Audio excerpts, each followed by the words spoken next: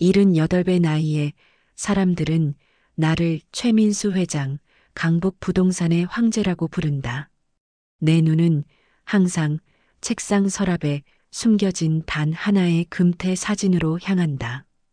그 사진은 25년 전에 멈춰버린 순간을 담고 있다. 마이너스 내 딸의 이름은 한소라였다. 지금 바로 구독하고 좋아요를 눌러주세요. 그리고 어디에서 보고 계신지 댓글로 남겨주세요. 여러분의 생각을 듣고 싶습니다. 이혼 후 전 아내 이지연은 그녀를 데리고 미국으로 떠났다.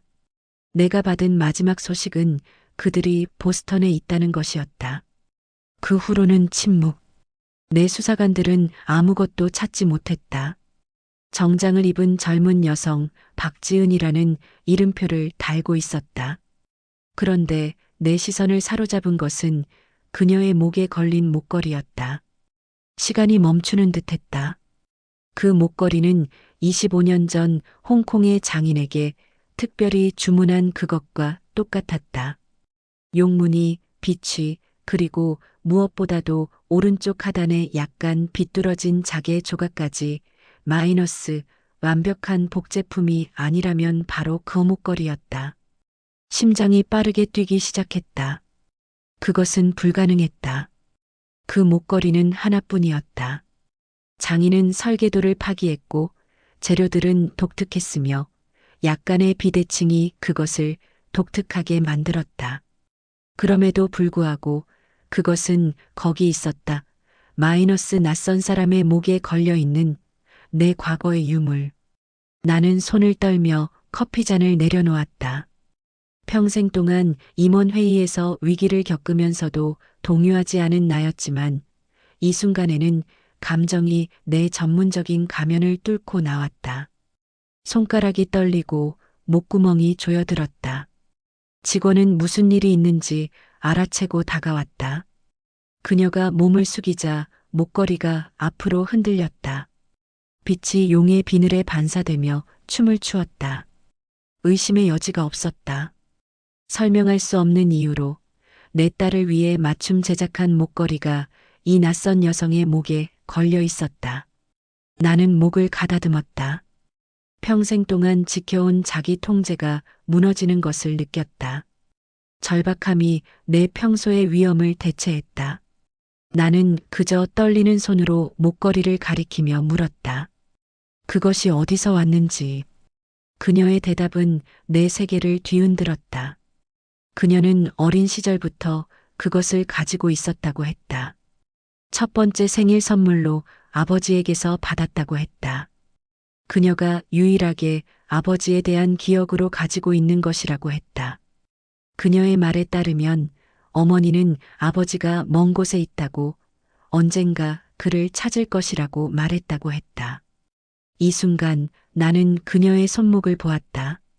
왼쪽 손목, 시계 아래에 숨겨진 곳에 작은 초승달 모양의 반점이 있었다. 소라가 태어났을 때부터 가지고 있던 것과 똑같은 반점이었다. 내 시선이 고정된 그 작은 반점은 평범한 피부 특징이 아니었다. 그것은 한소라의 출생 표식이었다. 간호사들이 신생아실에서 그것을 가리키며 미소 지었던 것을 기억한다. 초승달 같네요. 행운의 징조예요. 라고 말했다. 그 이야기는 수년 동안 가족 전설이 되었다. 박지은은 내 시선을 따라가며 자신의 손목을 보았다. 그녀는 시계를 움직여 표식을 완전히 드러냈다. 그것은 정확했다. 마이너스 초승달 모양, 오른쪽으로 약간 기울어졌고 끝부분은 살짝 넓어졌다. 이걸 보고 계신가요? 그녀가 물었다. 엄마는 이것이 아버지의 가족 특징이라고 말했어요. 할아버지도 같은 것을 가지고 있었대요. 그녀의 말은 사실이었다. 내 아버지도 같은 표식을 가지고 있었고 나 역시 가지고 있다. 그것은 의학적으로는 단순한 색소 침착이지만 우리 가족에게는 일종의 문장과 같은 것이었다. 확률은 얼마나 될까? 같은 목걸이, 같은 표식, 같은 이야기. 내 머릿속에서 계산이 빠르게 이루어졌다. 그녀의 나이는 적절했다. 그녀의 특징들 마이너스 턱선의 모양, 눈의 각도, 심지어 펜을 잡는 방식까지 마이너스 모두 익숙했다. 내 기억 속의 어린 소녀와 내 앞에 있는 성인 여성 사이의 간극을 메우려고 애쓰면서 25년의 시간이 뇌리에서 사라졌다. 지은은 내 얼굴의 변화를 주목했다.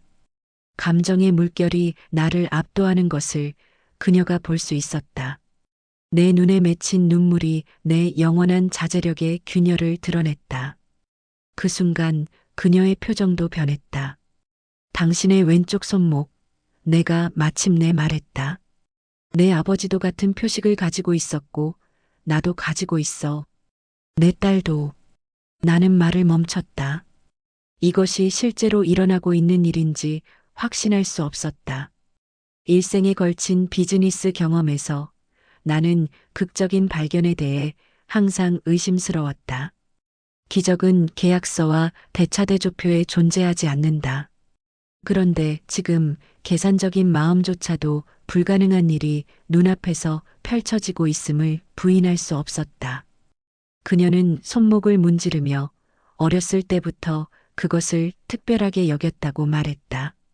그녀의 어머니는 그것을 아버지의 표식이라고 불렀다고 했다. 그녀는 그것을 자랑스럽게 여겼지만 다른 아이들의 놀림을 피하기 위해 종종 시계나 팔찌로 가렸다고 했다. 당신의 어머니 이름이. 내가 망설였다. 김미영이에요. 그녀가 말했다. 그녀는 몇 년 전에 돌아가셨어요. 암이었어요. 그것은 지연의 미국 이름이었다. 내 전 아내는 영어 이름 대신 한국 이름을 완전히 바꾸기로 결정했던 것이다.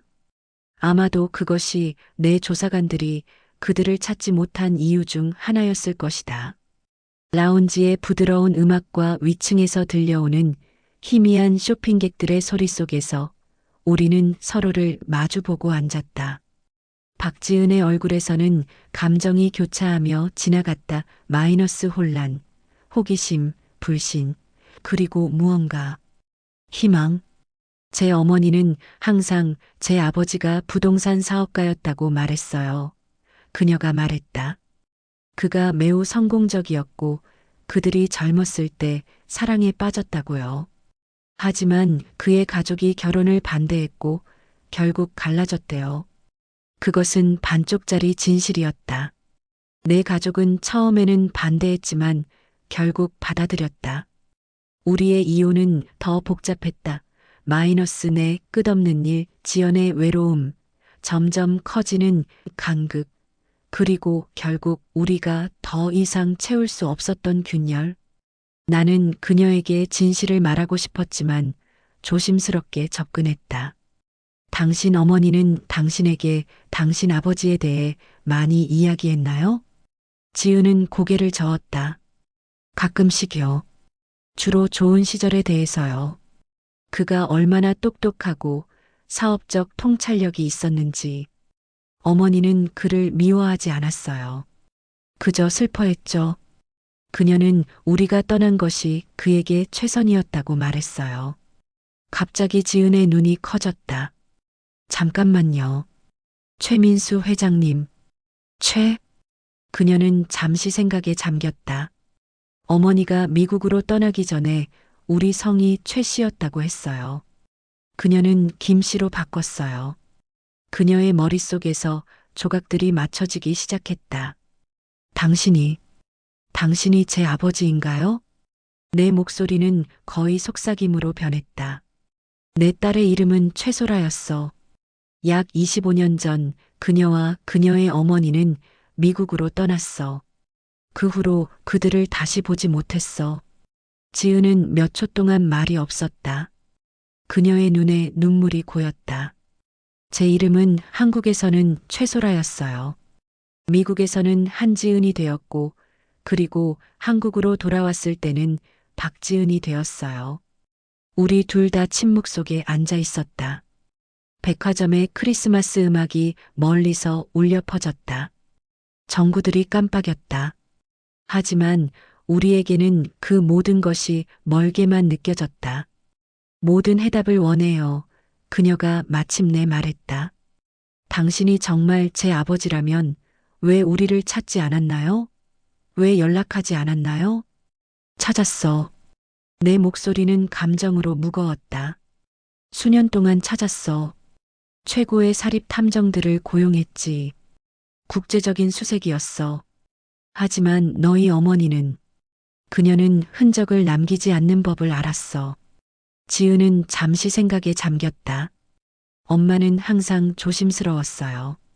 다른 이름을 사용했고 현금으로만 거래했어요. 휴대폰도 선불폰만 썼고요. 그녀가 아프기 전까지는 소셜 미디어도 사용하지 않았어요. 그녀는 항상 영리했지. 쓸쓸한 미소가 내 입가에 맴돌았다.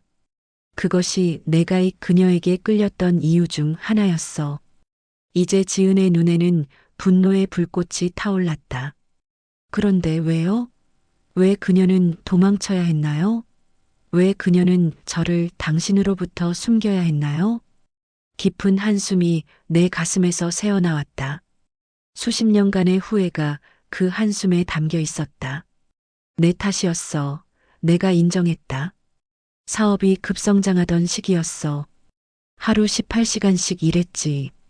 집에 거의 없었고 집에 있을 때도 정신적으로는 부재중이었어. 너희 어머니는 외로웠어. 우리는 점점 더 멀어졌지. 잦은 다툼이 있었고 그 후에는 냉담한 침묵이 이어졌어.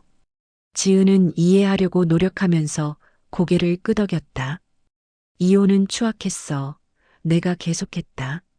나는 모든 것을 통제하는 데 익숙했고 이것을 통제할 수 없다는 사실을 받아들이지 못했어. 변호사들이 오갔고 위협이 있었지.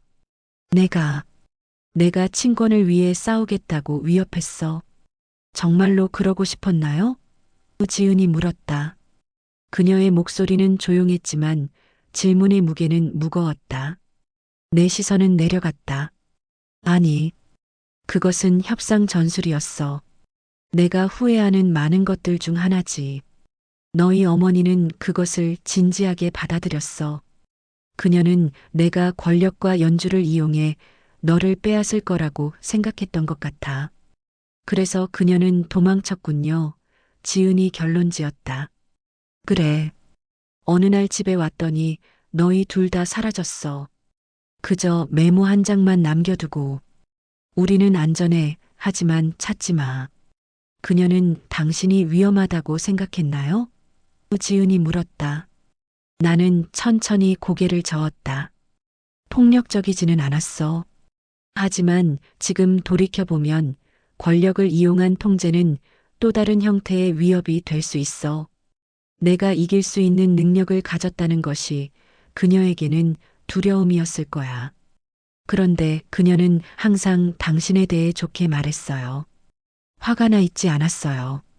그것이 너희 어머니의 은혜로움이었을 거야. 내가 말했다.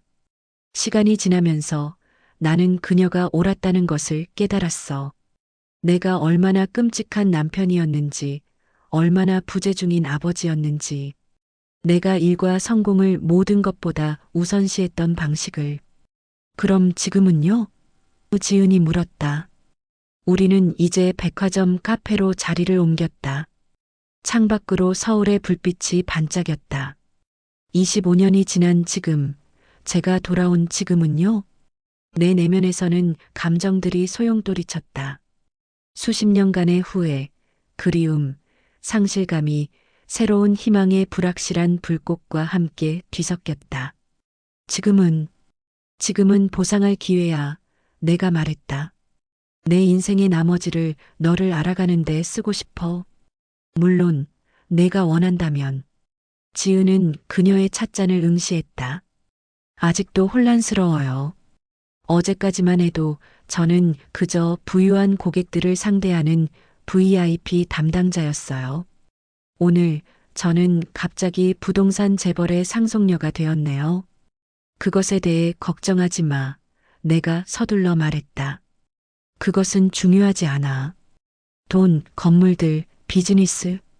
그것들은 그저 물건일 뿐이야. 내가 그것들을 잘못 사랑했던 물건들. 지은은 웃음을 터뜨렸다. 따뜻하고 진실된 웃음이었다. 이상해요. 어머니는 항상 재산이 우리를 갈라놓았다고 했는데 이제 그것이 우리를 다시 만나게 했네요. 백화점에서 일하지 않았다면, VIP 고객 담당자가 되지 않았다면 오늘 우리는 만나지 못했을 거예요.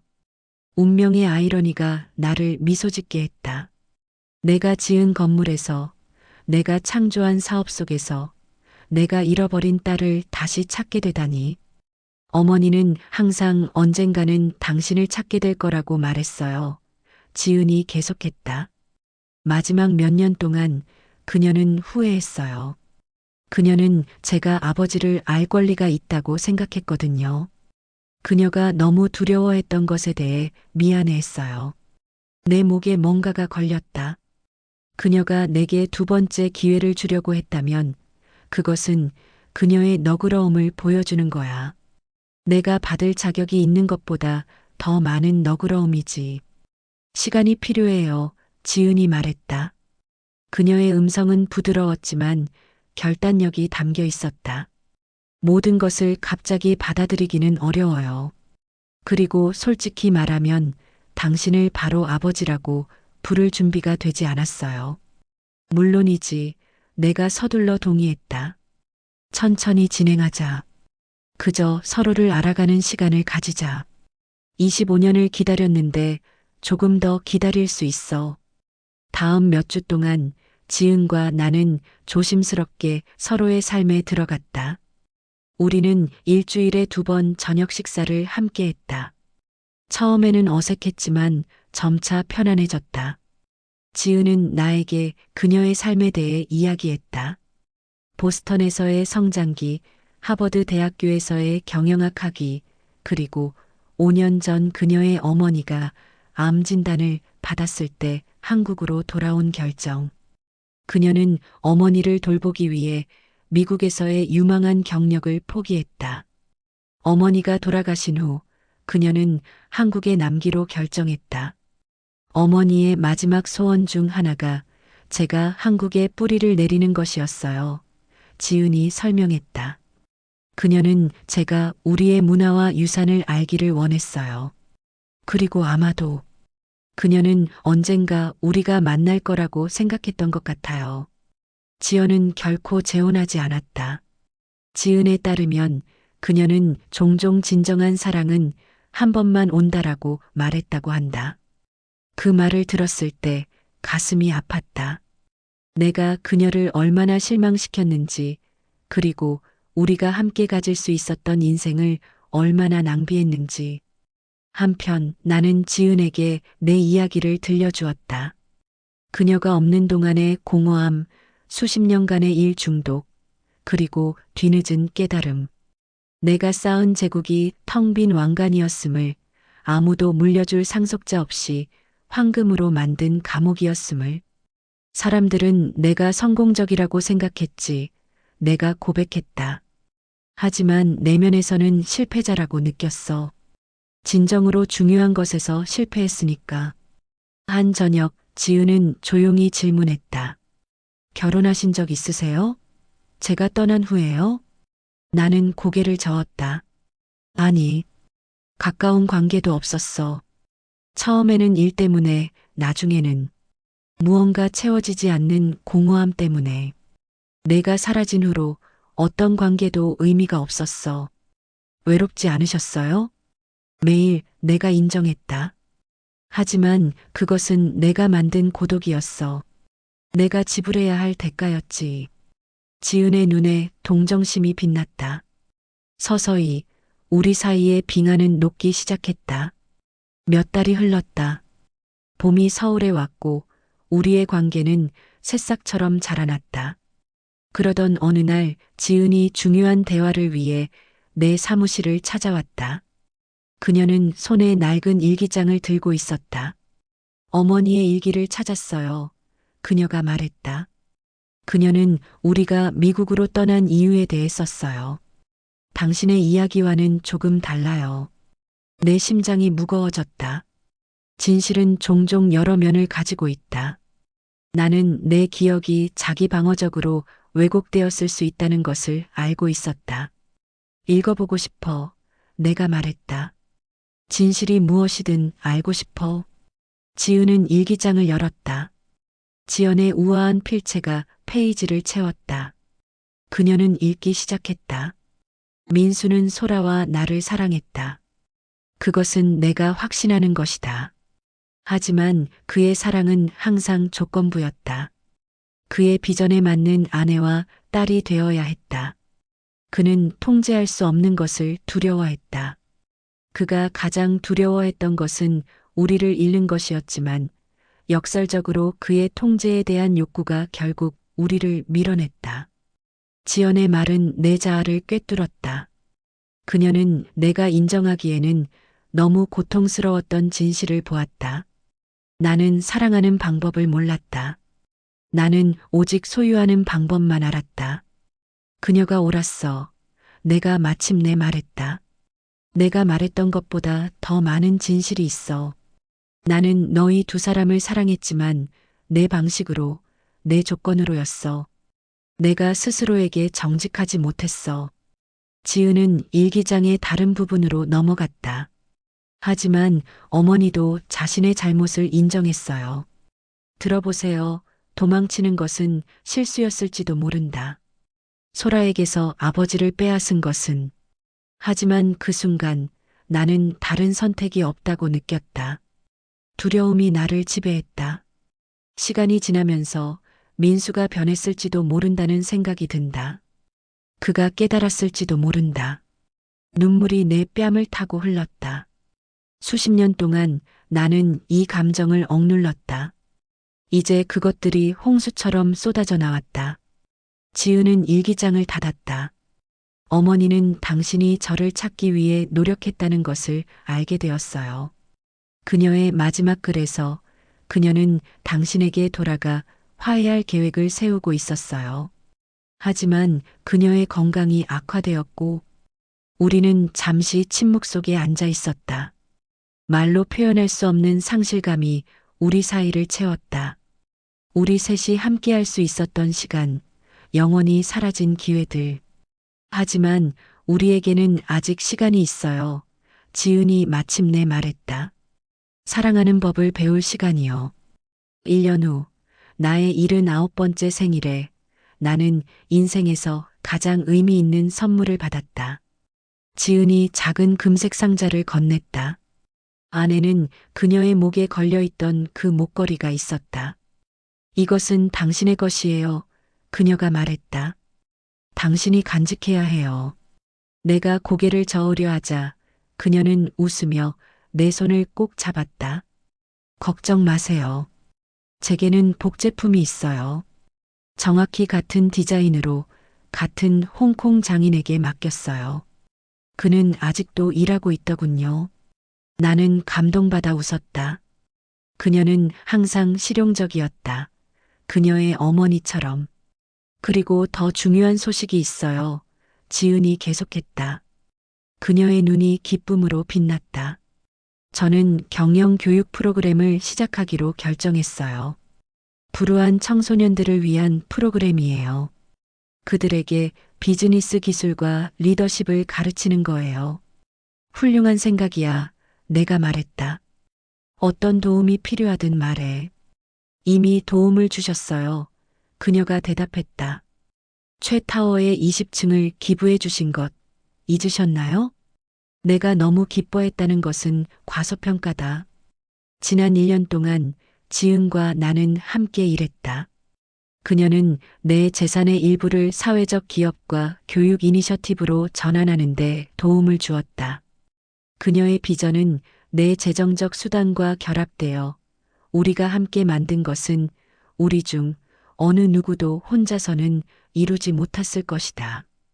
이것이 바로 진정한 유산이야. 내가 말했다.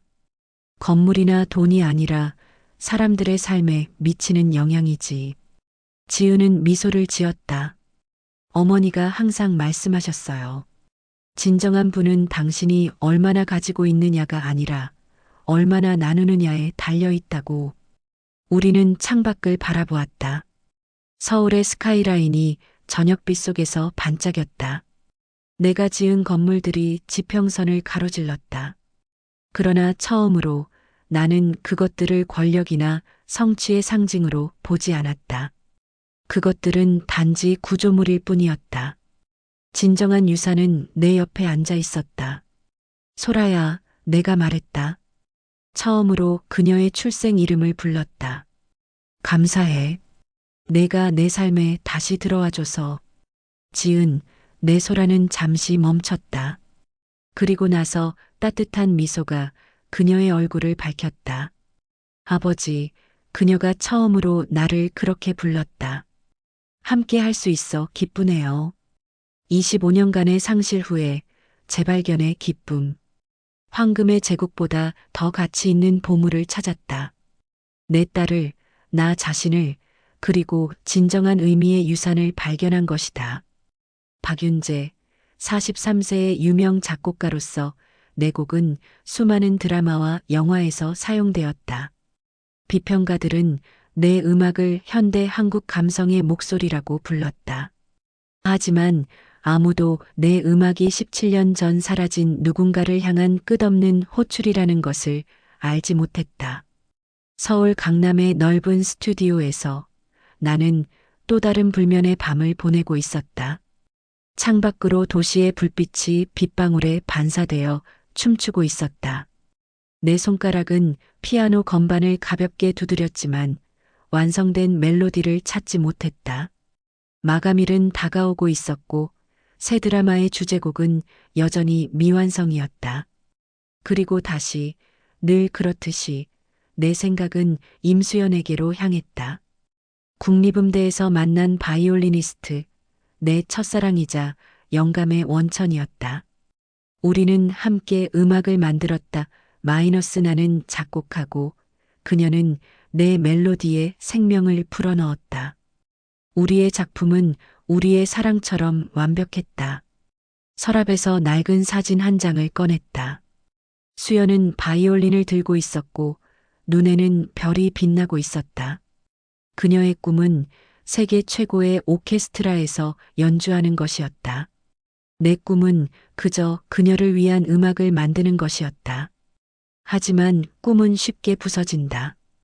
우리의 경우 그것은 맹목적인 야망과 어리석은 자존심 때문이었다. 나는 갑자기 유명해졌고 그녀의 재능은 내 명성의 그림자에 가려졌다. 언론은 그녀를 작곡가 박윤재의 연인으로만 언급했다. 그녀의 성취는 부차적인 것으로 취급되었다. 그녀가 런던 심포니 오케스트라의 오디션에 합격했을 때 우리는 갈림길에 섰다. 나는 한국에서의 내 경력을 포기할 수 없었고 그녀는 꿈을 포기할 수 없었다. 마지막 다툼은 추악했다. 내가 그녀의 재능을 진정으로 존중하지 않는다고 비난했고 나는 그녀가 이기적이라고 응수했다. 그녀는 한밤중에 떠났다.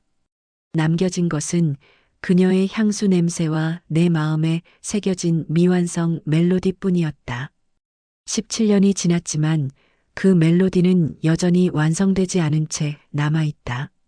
매번 작곡할 때마다 그녀의 바이올린이 더해줄 완벽한 음색이 없어 어딘가 비어있는 느낌이다.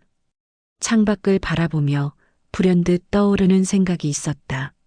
새 드라마는 오래된 사랑을 다시 찾는 이야기였다. 어쩌면 내 음악이 완성되지 않는 것은 내 이야기도 마찬가지로 미완성이기 때문일지도 모른다. 시간은 사람을 변화시킨다. 17년은 내 외모에 흔적을 남겼다. 마이너스 관자놀이의 회색 머리카락, 눈가의 주름, 어깨를 짓누르는 보이지 않는 무게. 그러나 가장 큰 변화는 표면 아래에 있었다. 성공이 가져다준 모든 특권과 혜택 속에서도 나는 음악의 기쁨을 잃어버렸다. 그날 아침 나는 용기를 내어 오랫동안 미뤄왔던 과거와의 대면을 결심했다. 음대 동창회가 있었고 처음으로 참석하기로 했다. 어쩌면 수연에 대한 소식을 들을 수 있을지도 모른다는 희미한 희망이 있었다. 대학 캠퍼스는 변했지만 음악과는 여전히 같았다. 오래된 나무 벤치, 연습실에서 흘러나오는 선율의 단편들, 공명하는 계단의 메아리. 동창들 사이에서 나는 이방인처럼 느껴졌다. 많은 사람들이 내 음악을 알았지만 나를 아는 사람은 거의 없었다. 윤재 씨, 정말 왔네요. 정 교수가 인사했다. 그는 우리의 옛 작곡 선생님이었고, 이제는 학과장이 되어 있었다. 특별한 손님이 있어요. 우리 학교의 자랑이죠. 그는 나를 음악관의 주 공연장으로 안내했다. 우리가 들어갔을 때 그곳은 어둡고 거의 비어 있었다. 무대에는 한 여성이 서 있었다. 그녀는 바이올린을 튜닝하고 있었다. 런던 심포니의 수석 바이올리니스트를 소개합니다. 정 교수가 자랑스럽게 발표했다. 임수연 씨가 17년 만에 모교를 방문했습니다. 내 심장이 멈춘 듯했다. 무대의 여성은 수연이었다. 그녀는 더 성숙해 보였지만 여전히 아름다웠다. 그녀의 우아한 손가락이 바이올린 현을 따라 움직였다. 그녀는 내일 특별 공연을 합니다. 정 교수가 말했다. 리허설을 보러 온 거예요. 그 순간 그녀가 연주하기 시작했다. 첫 음이 공기를 가르자 내 세계가 멈췄다. 그 멜로디를 알아보는데 1초도 걸리지 않았다. 그것은 우리의 곡이었다. 마이너스 내가 그녀를 위해 쓴 마지막 작품, 완성하지 못한 곡. 하지만 이제 그것은 완성되어 있었다. 그녀가 추가한 부분들, 변주들, 내가 상상조차 하지 못했던 방식으로 곡을 완성한 방식. 그것은 여전히 내 작품이었지만 이제는 그녀의 작품이기도 했다. 우리의 대화, 우리의 논쟁, 우리의 사랑과 상실 마이너스 모두 음표로 표현되어 있었다. 내 눈에 눈물이 고였다. 17년 동안 나는 잊혀진 멜로디를 완성하려고 노력했다. 그리고 모든 시간 동안 그녀도 같은 일을 하고 있었다. 수연의 바이올린 선율이 공연장을 채웠다. 어둠 속에서 그녀는 관객이 있다는 것을 알지 못했다. 그녀는 눈을 감고 연주했고 전체 세계가 그녀와 바이올린 그리고 우리의 곡으로만 이루어진 것처럼 보였다. 마지막 음이 울리고 사라지자 나는 본능적으로 박수를 쳤다. 그녀의 눈이 번쩍 열렸고 그녀의 시선이 나와 마주쳤다. 그녀의 얼굴에서 감정이 스쳐 지나갔다. 마이너스 놀라움, 혼란, 그리고 무언가. 인식, 윤재. 그녀의 목소리는 거의 속삭임이었다. 정 교수는 상황을 감지하고 조용히 물러났다. 이제 우리는 거대한 공연장에 단둘이 남겨졌다. 나는 천천히 무대를 향해 걸어갔다. 수연아, 내 목소리는 내가 기억하는 것보다 더 떨렸다. 연주가 아름다웠어. 그녀는 바이올린을 내려놓았다. 그것은 우리의 곡이야. 내가 완성했구나. 그녀는 고개를 저었다. 완전히는 아니야. 여전히 무언가 빠져 있어. 우리 사이에 침묵이 내려앉았다. 17년의 시간과 하지 못한 말들이 우리 사이에 놓여 있었다. 내일 공연에서 연주할 거야? 내가 물었다. 그녀는 조심스럽게 고개를 끄덕였다. 이 곡은 항상 나와 함께 있었어. 다른 모든 성공적인 작품들 중에서도 이 미완성 곡만이 계속해서 내게 돌아왔어. 공연장 문 쪽에서 소리가 들렸다. 그녀의 매니저가 리허설 일정을 알리러 왔다. 우리 이야기를 나눠야 해. 내가 서둘러 말했다. 커피 한 잔 어때? 그녀는 잠시 망설였다.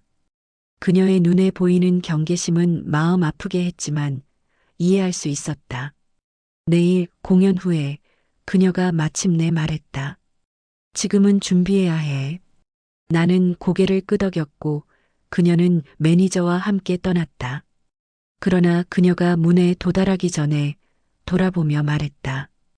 윤재야, 내 가방에 내게 줄 것이 있어. 테이블 위에 있어. 그녀가 떠난 후 나는 무대 위에 테이블로 갔다. 그녀의 가방 옆에는 낡은 폴더가 있었다. 그것을 열자 숨이 막혔다. 그것은 우리의 곡의 악보였다. 마이너스 원본, 내 필체로 쓰여진.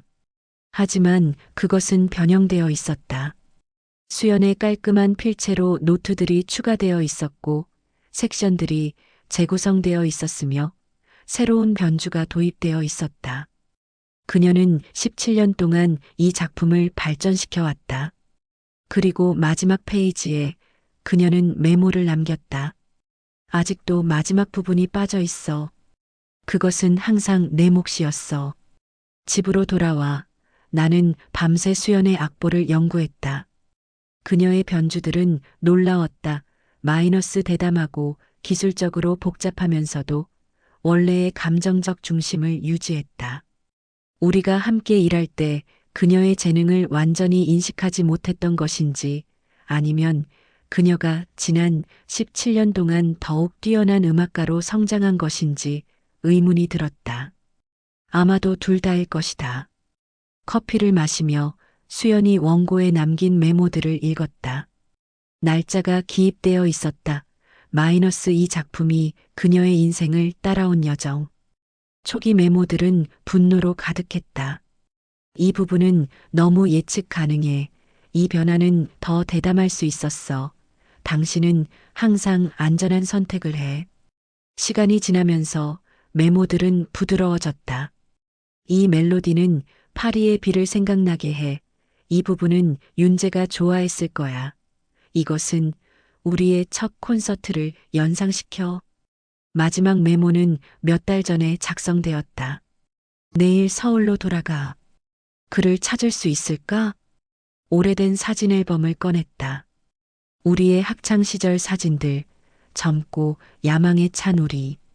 한 사진에서 수연은 첫 번째 학생 리사이틀 후 내 어깨에 기대고 있었다. 다른 사진에서 우리는 내가 첫 번째 작곡상을 수상한 후 샴페인을 마시고 있었다. 그 순간부터 모든 것이 변했다. 내 커리어는 급상승했고 그녀는 여전히 학생이었다. 언론의 관심이 나에게로 쏠리기 시작했고 인터뷰에서 그들은 종종 수연에 대해 묻지 않았다.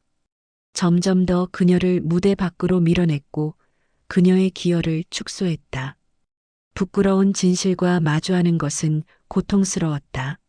내 어린 자아는 수연의 재능을 위협으로 느꼈다. 그녀를 꼭 껴안는 대신 나는 그녀를 밀어냈다. 그녀의 꿈을 지지하는 대신 나는 그것을 내 욕구에 종속시키려 했다. 그리고 그녀가 런던에서의 기회를 잡았을 때 나는 그것을 배신으로 느꼈다. 우리의 마지막 다툼에서 나는 우리는 함께일 때만 특별하다고 말했다. 하지만 나는 너는 나와 함께일 때만 특별하다고 의미했다. 그녀는 맞았다. 나는 그녀의 재능을 결코 존중하지 않았다. 나는 그녀가 얼마나 뛰어난지 두려웠다. 창밖을 내다보니 날이 밝기 시작했다. 내 마음은 맑아졌다. 미완성곡의 마지막 부분이 내 머릿속에 형성되었다. 피아노로 달려가 음표들을 적기 시작했다. 그것은 사과였다. 마이너스 음악적 고백, 그녀에게 주는 선물. 서울예술이전당은 수연의 공연을 위해 완전히 매진되었다. 그녀는 이제 국제적인 스타였다. 프로그램의 마지막 항목 옆에는 특별 초연 마이너스 작곡 임수연 앤드 박윤재라고 나와 있었다. 나는 뒷줄에 앉아 그녀가 무대에 오르는 것을 지켜보았다. 청중들은 열광적으로 박수를 쳤다. 그녀는 우아하게 인사하고 프로그램의 첫 번째 곡을 연주하기 시작했다. 마이너스 바흐의 샤콘느. 그녀의 테크닉은 완벽했고 그녀가 음악에 불어넣은 감정은 압도적이었다. 시간이 흐르고 마침내 마지막 항목의 차례가 왔다. 그녀는 청중들에게 말했다. 이 마지막 작품은 매우 특별합니다. 17년 전에 시작되어 어제 완성된 곡입니다. 이것은 미완성이었던 대화, 미완성이었던 이야기입니다. 그녀는 잠시 멈추고 객석을 둘러보았다. 우리의 눈이 마주쳤고 희미한 미소가 그녀의 입가에 맴돌았다. 이 곡은 귀환이라고 불립니다. 그녀가 말했다. 공동 작곡가인 박윤재 씨도 오늘 이 자리에 함께하고 있습니다. 갑작스러운 박수 속에서 나는 얼어붙었다. 내가 여기 있다는 것을 어떻게 알았을까? 그녀는 계속했다. 윤재 씨, 무대에 올라와 주시겠어요? 이 마지막 부분은 어제 당신이 보내준 것입니다. 우리가 함께 연주해야 할 것 같네요. 심장이 요동치는 가운데 자리에서 일어나 무대로 걸어갔다. 무대 위에 그랜드 피아노가 기다리고 있었다. 수연이 새로운 악보를 건넸다. 마이너스 그녀의 부분과 내가 작성한 부분이 함께 있었다. 준비됐어요? 그녀가 부드럽게 물었다. 나는 고개를 끄덕였고 우리는 연주하기 시작했다. 처음에는 내 솔로 파트, 17년 전에 쓴 원래의 주제. 그런 다음 그녀의 바이올린이 합류했고 우리의 음악적 대화가 펼쳐졌다. 그녀의 변주들, 내 응답, 서로를 향한 우리의 여정. 마지막으로 내가 어젯밤에 쓴 새로운 결말에 도달했다. 그것은 사과였다. 마이너스 멜로디 라인이 그녀의 초기 주제들을 인정하고 칭송하며 화음이 화해와 존경을 표현했다. 그녀의 바이올린이 그 위에 떠올랐고 우리의 음악은 마침내 완전해졌다. 마지막 음이 흐르고 청중들은 기립박수를 보냈다. 그러나 나에게는 그들이 보이지 않았다. 나는 오직 수연만 볼 수 있었다. 마이너스 그녀의 눈에 맺힌 눈물, 그녀의 얼굴에 번진 미소. 이제 완성됐네. 그녀가 속삭였다. 공연 후 우리는 백스테이지에서 만났다.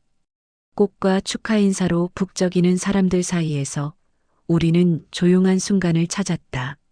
마지막 부분이 마음에 들었어? 내가 물었다. 그녀는 고개를 끄덕였다.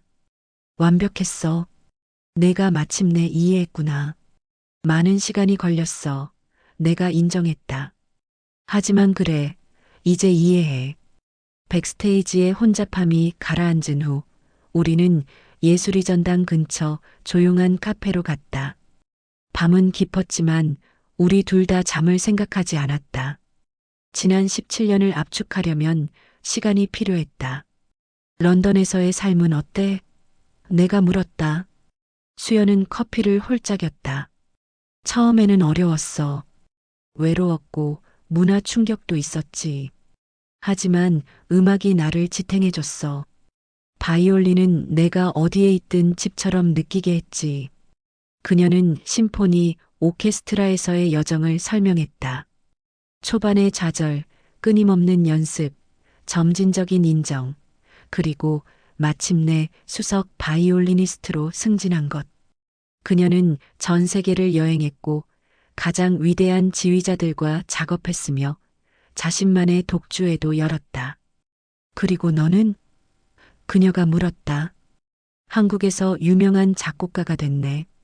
항상 알고 있었어. 성공할 거라는 걸. 내 이야기는 그녀의 것만큼 화려해 보였다. 마이너스 히트 드라마, OST들, 국제 영화 작업, 수상 경력. 하지만 그것을 말하면서 내 성공이 얼마나 공허하게 느껴졌는지 깨달았다. 표면적으로는 좋았지만 무언가 항상 빠져 있었어. 내가 고백했다. 내 음악에서, 내 인생에서. 나도 마찬가지였어. 그녀가 조용히 인정했다. 침묵이 내려앉았다. 카페에 부드러운 재즈 음악이 배경에서 흘렀다. 왜 연락하지 않았어? 내가 마침내 물었다. 17년 동안 그녀의 눈이 내 눈을 피했다. 처음에는 분노 때문이었어. 그 후에는 두려움이었지. 내가 나를 잊었을까봐 또는 더 나쁘게는 나 없이 더 나은 음악을 만들고 있을까봐. 그렇지 않았어. 내가 말했다. 내 음악은 내가 떠난 후로 완전하지 않았어. 그런데 왜 너는 연락하지 않았어? 그녀가 반문했다. 깊은 숨을 들이마셨다. 자존심, 어리석은 자존심, 그리고 역시 두려움. 내가 나 없이 훨씬 더 행복할까봐. 우리 둘 다 바보였네. 그녀가 희미하게 웃었다. 대화는 자연스럽게 흘렀다. 우리는 우리의 인생, 우리의 실패와 성공, 그리고 음악에 대한 끝없는 사랑에 대해 이야기했다. 밤은 아침으로 변했고 카페 직원들이 주변을 청소하기 시작했다. 내일 어떻게 할까? 내가 조심스럽게 물었다. 그녀는 잠시 생각에 잠겼다. 나는 일주일 후에 런던으로 돌아가야 해. 그녀가 말했다. 그 전에 시간이 좀 있어. 그리고 그 후에 용기를 내어 물었다. 그녀는 나를 똑바로 쳐다보았다. 모르겠어, 윤재야. 우리는 많이 변했어. 너무 많은 시간이 흘렀고 우리의 인생은 다른 방향으로 갔어. 그녀의 말은 고통스러웠지만 진실이었다. 우리는 더 이상 국립음대의 젊은 연인들이 아니었다. 우리는 각자의 세계를 가진 성인이었다. 하지만 우리의 음악은 여전히 조화롭게 어울리잖아. 내가 지적했다. 처음으로 진정한 미소가 그녀의 얼굴을 밝혔다. 그래, 그건 그렇네. 다음 날 우리는 한강공원에서 만났다. 수연은 캐주얼한 청바지와 티셔츠를 입고 있었고 세계적인 바이올리니스트가 아닌 평범한 여성처럼 보였다. 우리는 강변을 따라 걸으며 오래된 기억을 교환했다. 기억나? 우리가 여기서 처음 곡을 작곡했던 거? 내가 특정 벤치를 가리켰다. 그녀는 웃었다. 그래, 비가 내리기 시작했고 우린 악보를 구하기 위해 미친 듯이 뛰었지. 결국 모두 젖었지만 그 벤치에 앉으며 과거의 순간들이 물결처럼 밀려왔다. 우리가 밤새 음악에 대해 토론했던 시간들, 서로의 꿈을 응원했던 순간들, 첫 번째 공연 후의 설렘. 넌 항상 완벽주의자였어. 수연이 회상했다. 한 소절 때문에 몇 시간이고 앉아있곤 했지. 그리고 넌 직관적이었어. 내가 대답했다. 내가 너무 분석적일 때 항상 나를 다시 감정으로 이끌어줬지. 우리는 옛 교수님들, 같은 수업을 들었던 친구들, 그리고 우리가 공유했던 작은 아파트에 대해 이야기했다. 이야기는 자연스럽게 우리가 갈라진 순간으로 이어졌다. 내가 떠난 후에 정말로 내 작품들을 팔로우했니? 그녀가 물었다. 고개를 저었다. 처음에는 그러려고 했어. 하지만 너무 아팠어. 내 이름을 볼 때마다, 콘서트 리뷰를 읽을 때마다 상처가 다시 열렸지. 그래서 의도적으로 피했어. 그녀는 이해한다는 듯 고개를 끄덕였다. 나도 비슷했어. 내 음악이 라디오에서 나올 때마다 채널을 돌렸지. 하지만 완전히 피하는 것은 불가능했어. 내 멜로디들은 어디에나 있었으니까. 그런데 어떻게 우리의 마지막 곡을 간직하고 있었던 거야? 내가 물었다. 수연은 멍강을 바라보았다. 그것은 내가 버릴 수 없었던 유일한 연결고리였어. 그것은 우리의 마지막이었고 미완성이었지. 어떤 면에서는 그 미완성이 내게 희망을 주었어. 언젠가 우리가 만나 그것을 완성할 수 있을 것이라는 희망. 그리고 내가 그것을 발전시켰구나. 변형시켰어. 그녀는 고개를 끄덕였다. 그것은 내 음악적 여정의 일기장 같았어. 새로운 테크닉을 배울 때마다, 새로운 경험을 할 때마다 나는 그 곡으로 돌아와 무언가를 추가했지. 그것은 성장하는 살아있는 작품이었어. 그래서 서울에서의 콘서트에 그것을 포함시켰구나. 그녀는 부드럽게 웃었다. 솔직히 말하면 나는 내가 거기 있을 거라고 기대하지 않았어. 그것은 더 개인적인 것이었어. 마이너스 과거와의 화해 같은. 그리고 그것을 공개적으로 연주함으로써 마침내 그것을 보내줄 수 있을 거라고 생각했지. 하지만 운명은 다른 계획을 가지고 있었구나. 그런 것 같네. 그녀가 말했다. 그리고 넌 어떻게 마지막 부분을 그렇게 빨리 완성할 수 있었니? 17년 동안 미완성이었는데. 내 턴에 나는 강을 바라보았다. 내가 연주하는 것을 들었을 때 모든 것이 명확해졌어. 내가 해야 할 일은 내 목소리를 인정하고 그것에 경의를 표하고 화해를 청하는 것이었지. 음악적으로 그것은 항상 거기 있었어. 내가 그것을 받아들일 준비가 된 것뿐이야. 우리는 다시 걷기 시작했다. 봄 햇살이 강물에 반짝였고 자전거 타는 사람들과 조깅하는 사람들이 우리 옆으로 지나갔다. 내 남편은 어때? 갑자기 그 질문이 내 입에서 튀어나왔다. 수연은 놀란 듯 나를 쳐다보았다. 남편? 난 결혼하지 않았어. 이제 놀랄 차례는 나였다. 오, 미안. 난 그냥 누군가 있을 거라고 생각했어. 그녀는 쓴웃음을 지었다. 몇 번의 관계가 있었지만 오래가지 않았어. 내 직업이 관계를 유지하기 어렵게 만들었어. 끊임없는 여행, 연습, 공연. 그리고 아마도 내 마음의 일부는 항상 다른 곳에 있었을지도 몰라. 내 심장이 빠르게 뛰기 시작했다. 나도 마찬가지야. 결혼한 적 없어. 우리 사이에 무언가가 변했다. 마이너스 미묘하지만 분명한 변화. 가능성의 문이 살짝 열린 것 같았다. 다음 며칠 동안 수연과 나는 서울 전역을 돌아다녔다. 우리가 학생 시절에 좋아했던 옛 장소들 마이너스 인사동의 찻집, 홍대의 재즈클럽, 경복궁 근처의 조용한 길. 도시는 변했지만 우리의 추억은 선명했다. 평창동에 있는 내 스튜디오에서 우리는 함께 음악을 만들었다. 17년의 간극이 있었지만 우리의 창의적 케미스트리는 여전히 살아있었다. 나는 피아노에서 아이디어를 스케치하고 그녀는 바이올린으로 즉석에서 변주를 만들어냈다. 우리는 서로의 생각을 거의 말없이 이해했다. 이것 좀 들어봐. 수연이 새로운 선율을 연주하며 말했다. 그것은 우리의 옛곡의 주제를 가져와 새로운 방향으로 발전시킨 것이었다. 완벽해, 내가 말했다. 기다려. 이렇게 화음을 넣어보자. 내 손가락이 피아노 건반 위로 움직이며 조화로운 기반을 만들어냈다. 이렇게 몇 시간이 지났다.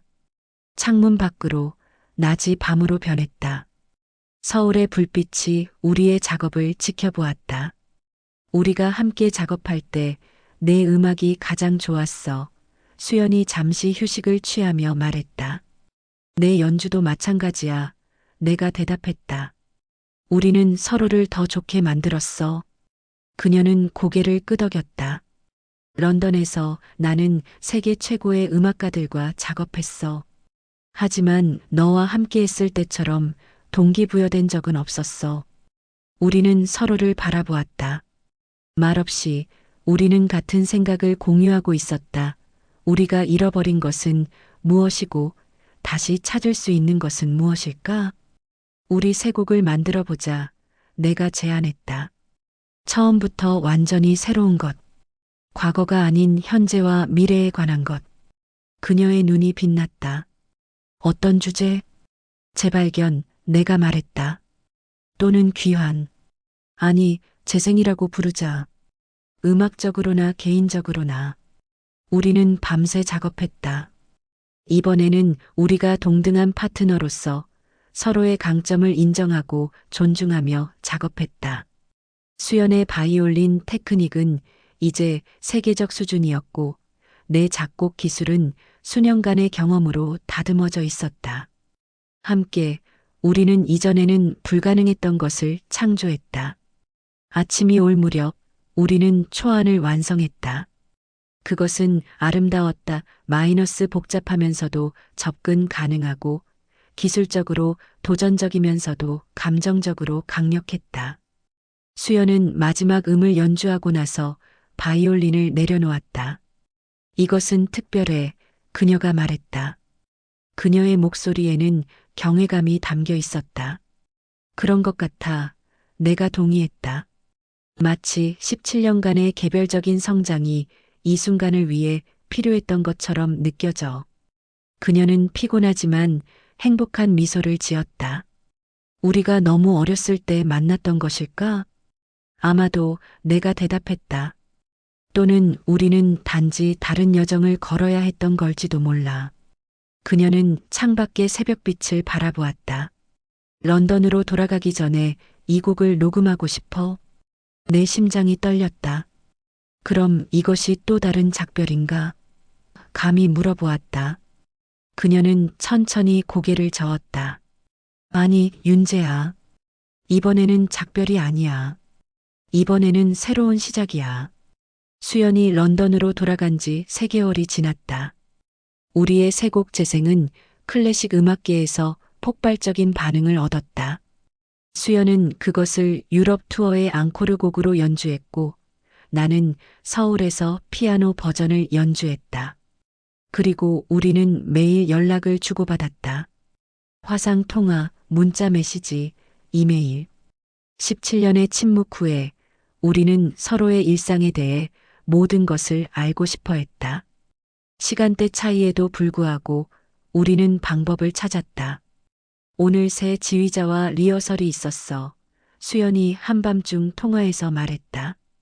그는 재생의 악보를 보고 감동받았어. 내년 시즌에 오케스트라 버전을 만들고 싶어 해. 정말? 그거 멋지겠다. 내가 말했다. 관현악 편곡을 바로 시작할게. 윤재야, 그녀가 잠시 멈추었다. 이렇게 계속할 수 있을까? 한국과 영국 사이에서? 이것은 우리가 조심스럽게 피해왔던 질문이었다. 현실의 물리적 거리, 우리의 확립된 커리어, 다른 나라에서의 삶. 솔직히 말하면 잘 모르겠어. 내가 인정했다. 하지만 우리가 17년을 기다렸는데 몇 달 더 기다리는 것은 아무것도 아니야. 그녀는 웃음을 터뜨렸다. 항상 낙관주의자였지. 현실주의자야. 내가 정정했다. 음악이 우리를 다시 한번 이끌어줄 거라고 믿어. 그 말을 증명하듯 다음 주에 예상치 못한 제안이 들어왔다. 베를린 필하모닉이 우리에게 특별 공동 작곡을 의뢰한 것이다. 마이너스 나는 작곡을, 수연은 솔로이스트로. 이것은 기회야. 내가 수연에게 말했다. 3개월 동안 베를린에서 함께 작업할 수 있어. 내 일정을 조정할 수 있을 거야. 그녀가 대답했다. 런던 심포니는 이해해 줄 거야. 그렇게 우리는 제3의 도시, 중립지대에서 만나기로 했다. 베를린에서의 3개월은 마법 같았다. 우리는 같은 아파트에 살며 매일 함께 작업했다. 아침에는 카페에서 커피를 마시고 저녁에는 콘서트에 참석했다. 하루하루가 우리의 유대를 강화했다. 그러나 언제나처럼 현실이 기다리고 있었다. 프로젝트가 끝나갈 무렵 우리는 다시 결정의 기로에 섰다. 내가 런던으로 돌아가면 다시 이별인가? 수연이 물었다. 우리는 베를린의 공원 벤치에 앉아 있었다. 깊은 숨을 들이마셨다. 모든 것을 던져버리고 런던으로 이주할 수는 없어. 내가 말했다. 내 회사, 내 프로젝트들, 내 책임들이 있어. 그녀의 얼굴에 실망감이 스쳤다. 이해해. 나도 마찬가지로 런던 심포니와의 계약이 있어. 침묵이 내려앉았다. 먼 거리에서 거리 음악가의 선율이 들려왔다. 하지만 내가 계속했다. 나는 6개월 동안 런던에서 작업할 수 있어. 내가 이미 알아봤어. 영국 영화 스튜디오에서 제안이 왔어. 그녀의 눈이 희망으로 밝아졌다. 정말? 그리고 6개월 후에? 그때 넌 서울에서 6개월 동안 작업할 수 있어. 서울 필하모닉이 너를 객원 아티스트로 원해. 내가 물어봤거든. 그녀는 웃음을 터뜨렸다. 내 허락도 없이 내 일정을 계획하고 있었네. 가능성을 탐색하고 있었을 뿐이야. 내가 방어적으로 말했다. 그리고 베를린 같은 제3의 도시에서 만나는 시간도 있을 거야. 그래서 국제적인 관계, 그녀가 물었다. 국제적인 협력, 내가 정정했다. 음악적으로나 개인적으로나. 최소한 우리가 더 영구적인 해결책을 찾을 때까지는. 수연은 내 손을 잡았다. 이게 쉽지는 않을 거야. 물론이지, 내가 동의했다. 하지만 17년을 낭비했잖아. 더 이상은 안 돼. 2년이 흘렀다. 수연과 나는 우리의 국제적인 생활 방식에 적응했다. 마이너스 런던에서 6개월, 서울에서 6개월, 그리고 가능할 때마다 세계 각지에서 만나기. 그것은 쉽지 않았지만 우리는 그것이 가치 있다는 것을 알았다. 우리의 협업은 음악계에서 전설이 되었다. 재생에 이어 우리는 거리, 시간, 획이라는 작품들을 만들었다. 각각은 우리의 관계의 다른 측면을 반영했다. 마이너스 물리적 거리, 잃어버린 시간, 그리고 서로에게 돌아오는 여정. 오늘 내 서울 스튜디오에서 나는 특별한 작품을 완성하고 있었다. 수연은 내일 도착할 예정이었고 나는 그녀를 위한 놀라움을 준비하고 있었다. 그것은 우리의 이야기를 담은 완전한 교향곡이었다. 마이너스 첫 만남부터 이별, 긴 분리, 그리고 마침내 재결합까지. 교향곡의 마지막 악장을 작곡하며 지난 2년을 되돌아보았다. 그것은 적응의 시간이었다. 런던에서 나는 영국 날씨와 음식에 적응해야 했다. 서울에서 수연은 그녀가 떠난 후 변한 도시에 다시 익숙해져야 했다. 우리는 두 세계 사이에서 균형을 잡는 법을 배웠다. 우리의 음악적 동반자 관계는 개인적인 관계로 자연스럽게 발전했다. 우리의 사랑은 과거의 로맨스보다 더 깊고 강했다. 마이너스 그것은 이제 존경, 이해, 그리고 공유된 역경으로 강화되었다. 초인종 소리가 내 생각을 중단시켰다. 문을 열자 수연이 서 있었다. 마이너스 하루 일찍 도착한 것이다. 깜짝 선물이야. 그녀가 미소 지으며 말했다. 런던 콘서트가 취소되어서 일찍 올 수 있었어. 그녀를 껴안으며 내 마음은 기쁨으로 가득 찼다. 완벽한 타이밍이야. 방금 교향곡을 완성했거든. 그녀의 눈이 커졌다. 정말? 들어보고 싶어? 우리는 스튜디오로 들어갔다. 그녀는 소파에 앉았고 나는 피아노로 교향곡의 요약본을 연주하기 시작했다. 그녀의 얼굴에서 감정이 변화하는 것을 지켜보았다. 마이너스 첫 악장의 희망에서 두 번째 악장의 분쟁, 세 번째 악장의 고독한 아름다움, 그리고 마지막 악장의 승리의 규현까지. 마지막 음을 연주하고 그녀를 바라보았다. 눈물이 그녀의 뺨을 타고 흘렀다. 그것은 우리야, 그녀가 말했다. 고개를 끄덕였다. 우리의 교향곡. 잠시 침묵한 후 그녀는 가방에서 작은 상자를 꺼냈다. 나도 너를 위한 것이 있어. 상자를 열자 오래된 열쇠가 있었다. 그게 뭐야? 내가 물었다. 내가 런던에 있는 내 아파트를 팔았어. 그녀가 말했다. 그리고 여기 서울에 새 집을 샀어. 이제 서울 필하모닉과 정규 계약을 맺었어. 정말? 내 목소리는 거의 속삭임이었다. 그녀는 고개를 끄덕였다. 2년 동안 충분히 여행했어. 이제 정착할 시간이야. 물론 여전히 국제적으로 연주할 거야. 하지만 서울이 내 본거지가 될 거야. 우리의 본거지. 내 손이 그녀의 손을 찾았다. 확실해? 한 번도 이렇게 확신한 적이 없어. 그녀가 말했다. 우리의 음악처럼 우리의 인생도 이제 완성됐어. 그 순간 창밖으로 비가 내리기 시작했다. 빗방울이 유리창에 부딪히는 소리가 우리만의 프라이버트한 음악을 만들어냈다. 수연의 손이 내 손에 꼭 맞았다. 우리의 멜로디는 마침내 완성되었다.